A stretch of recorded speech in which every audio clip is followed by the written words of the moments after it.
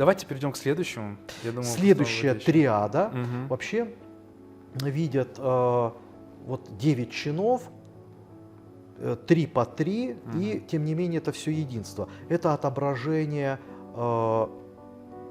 славы Пресвятой Троицы. Троица — единый Бог в трех лицах, и при этом вот это отображается как? У нас есть 3 триады, но все это единство. Ангельский мир, он при всем его многообразии, разнообразии, он един. Да, надо отметить, что тот же Дионисий Ареопагит, у него в его писаниях есть такое замечание, что вот этими триадами, 3 триадами не исчерпывается все многообразие и разнообразие. Это то, что нам понятно более или менее, или нам доступно. А вот святитель Григорий Низкий вообще говорит, что в некоем числе особом ангелов, вот их процентном, да, соотношении с людьми. Смотрите, есть притча в Евангелии о 99 не заблудших овцах, а одной заблудшей.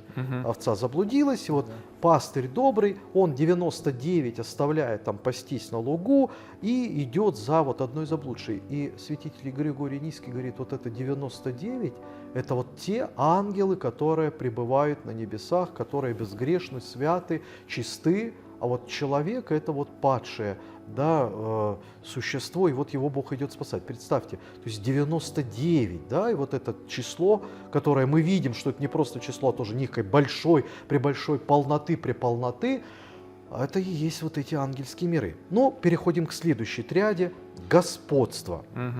Господство